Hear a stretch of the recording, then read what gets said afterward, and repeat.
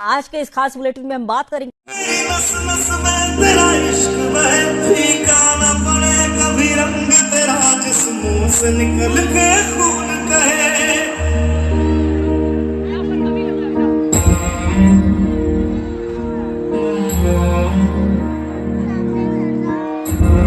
साकार के रूप में देखता है, कोई निराकार के रूप में देखता है, कोई देवी के रूप में देखता है, कोई देवता के रूप में देखता है।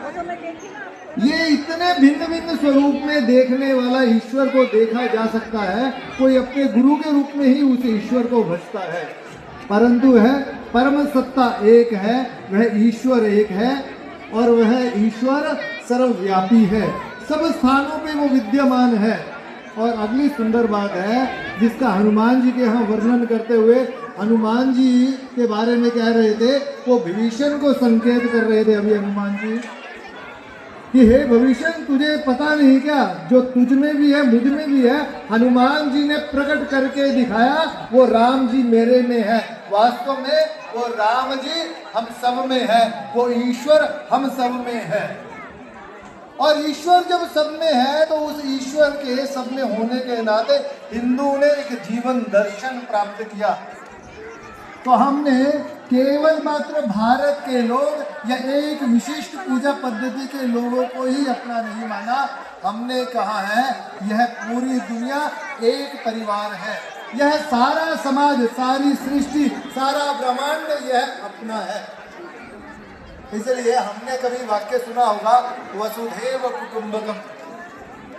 संस्कृत का एक बड़ा प्रसिद्ध श्लोक है, अयम निज परो वेदी गणना लघु चेत साम उदार चरिता नाम तू वसुधैव कुटुंबकम। यह तुम्हारा है, यह मेरा है।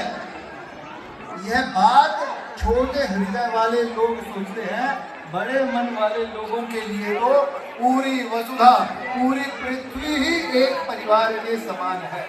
कुछ लोग कहते हैं हमारा ही मार्ग सत्य है, आपने ईश्वर को प्राप्त करना इसी एक मार्ग पर चलिए। इसलिए कुछ लोग लालच से, लोभ से अपने समाज के कुछ लोगों को भटकाकर अपनी पूजा पद्धति में लेकर आना चाहते हैं। वास्तव में वो केवल जनसंख्या के बारे में सोचते हैं, पर अपना समाज कहता है आप ईश्वर को भजिए। ईश्वर को भजने के तरीके कुछ भी हो सकते हैं। यह स्वतंत्रता देने वाला भारतीय समाज है।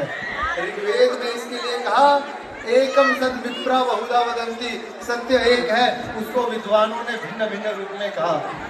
शिव महिमा स्तोत्र में इसके बारे में उल्लेख आता है, रुचि नाम विचित्र तुझे कुटिल नाना पद दिशा।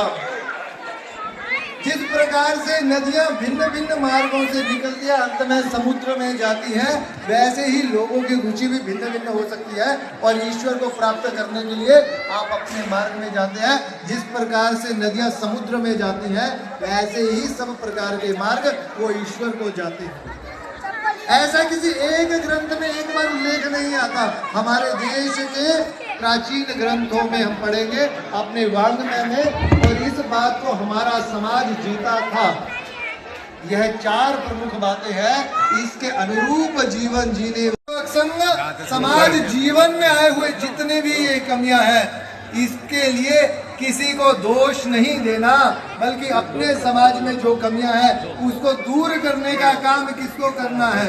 यह अपने को ही करना है, अपने समाज को करना है। और अपने समाज के मन के अंदर यह विश्वास जागृत करना है कि हम अपने समाज को दोबारा से ठीक कर सकते हैं। यह भारत विश्व गुरु था, इसको दोबारा से हम विश्व गुरु बनाएंगे, पूरी दुनिया का सिरमौर बनाएंगे, इस राष्ट्र का सर्वांगीण विकास करेंगे। इसलिए राष्ट्रीय स्वयंसेवक संघ ने व्यक्ति को तैयार करने के लिए शाखा नाम की पद्धति प्रारंभ की। व्यक्तियों को जोड़ते हुए, उनको संस्कारित करते हुए अपने समाज को हम समरस करेंगे, अपने समाज को समृद्ध करेंगे, अपने समाज को शोषण मुक्त करेंगे, अपने समाज को निर्दोष करेंगे, अपने समाज के सब प्रकार के दोषों को दूर कर अपने समाज का आत्मविश्वास जागृत करेंगे। यह आत्मविश्वास जब अपने समाज का जागृत हो गया तो फिर हम किसी से कम नहीं है। आज भी हम पूरी दुनिया में देखते हैं, सारी दुनिया आशा की दृष्टि से भारत की ओर देख रही है। कौन सा मार्ग पूरी दुनिया में शांति का है, समृद्धि का है, सद्भाव का है? वह एकमात्र मार्ग केवल मात्र भारत की ओर देखता है। वह भारत का मार्ग है, वह हिंदुत्व का मार्ग है, इस हिंदू जीवन शैली का मार्ग है। राष्ट्रीय स्वयंसेवक संघ गत 100 वर्षों से व्यक्ति निर्माण की इसी साधना में लगा हुआ है। व्यक्तियों को जोड़ते हुए समाज जीवन को संगठित कर, अपने समाज का मन का वह विश्वास जागृत कर, अपने समाज को अपना पूरे जीवन मूल्यों के आधार पर आत्मविश्वास पूर्वक, स्वाभिमान पूर्वक खड़ा करना, यह राष्ट्रीय स्वयंसेवक संघ की साधना है। कोई भी एक संगठन 100 वर्षों से काम कर रहा है, यह अपने आप में अद्भुत है।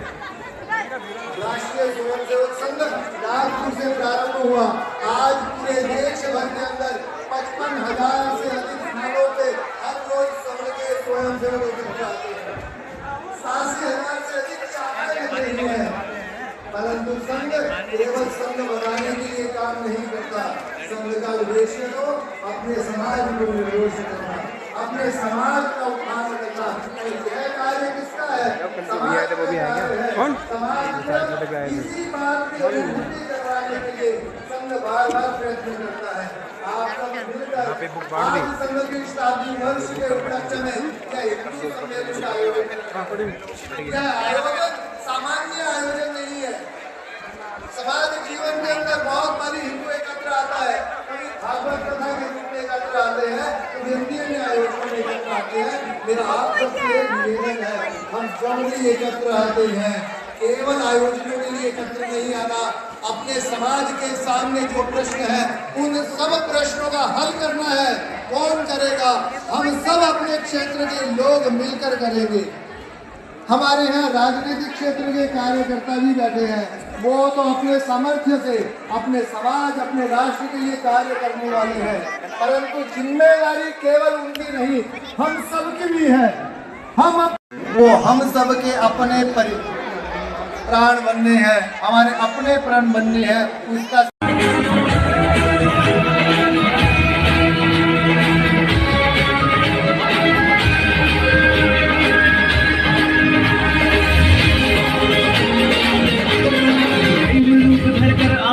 देखो प्रेम पुजारी,